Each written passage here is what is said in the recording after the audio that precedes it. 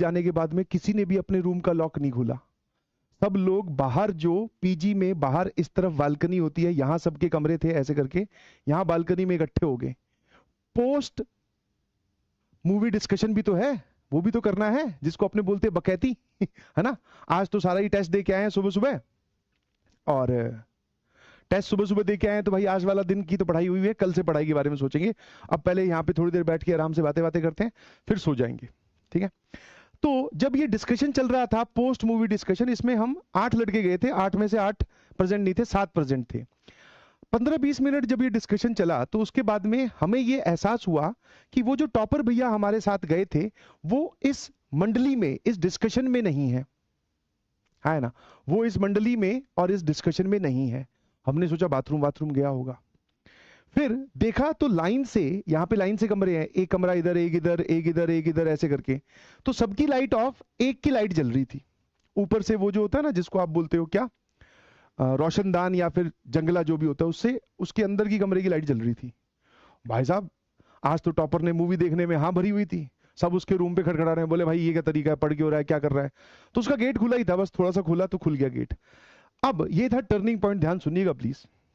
मैंने देखा कि वो इंसान आते ही अपने स्टडी टेबल पे बैठा था, और हम सब लोग क्या कर रहे थे, हम मूवी, वो भी देख के आया, मूवी हम भी देख के आए, ठीक है। पेपर के बाद में टाइम पास उसने भी किया, पेपर के बाद में टाइम पास हमने भी किया। अब एटीट्यूड का डिफरेंस कहां आ जाता है, ये सीखने वाली बात है। तो वो देखा भाई, वो अपनी स्टडी टेबल पे बैठा था, सॉल्व कर रहा था डीपीपी। मैंने कहा ये क्या कर रहा है, कल कर लेना भाई, सभी अभी अब बात कर रहे हैं। तो बोला कि यार जब हमारा संडे को टेस्ट था ना, तो बोले फ्राइडे और सैटरडे को मैं रिवीजन करने में बिजी था टेस्ट की, तो मेरी डीपीपी जो है वो मिस हो गई, और कुछ क्लास का होमवर्क भी रह गया था।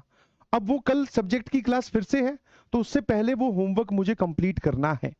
मैं अपनी क्लास में बिना होमवर्क करे नहीं जाता, या नहीं जा, मतलब ये उसने अपना एटीट्यूड शो किया। मैंने कहा अब आजा बात कर लेते हैं। बोले नहीं, अब मूवी देख तो लिए, उसके बाद में टाइम पास करने का क्या फायदा है। बोले आप लोग कर लो, मैं तो ये होमवर्क करूंगा। तो भाई साहब, उसकी वो बात सुनकर मुझे समझ में आया कि what is called as zone switching. जिस जोन में आप हो, जिसमें आप एंटर करें, आपने मूवी देख के आना है, दोस्तों के साथ मजाक मस्ती करनी है, घूम के आना है, या जो भी है, वो टाइम पीरियड आपने अपने आप को असाइन किया, वो जैसे ही खत्म हो, अब उसके बाद में पढ़ाई करने बैठ जाओ। जो कि आसान टास्क नहीं है, क्योंकि जोन स्विच करना सबसे डिफिकल्ट टास्क है। क्योंकि एक बार हम मजाक मस्ती के जोन में चले जाएं, तो उसके बाद में गिल्ट महसूस जब तक नहीं होता, तब तक हम वहीं पर डले रहते हैं। बोले चलो ठीक है, कल देख लेंगे। समझे कि नहीं समझे। तो उससे भाई साहब तुरंत सीख ली। तुरंत अपने ने यहां से डिस्कशन में से पार्टिसिपेशन कट किया। 2-4 लड़के यहां खड़े थे, कुछ 2-4 अपने अपने रूम में जाकर कुछ सो गए, कुछ पढ़ने लग गए।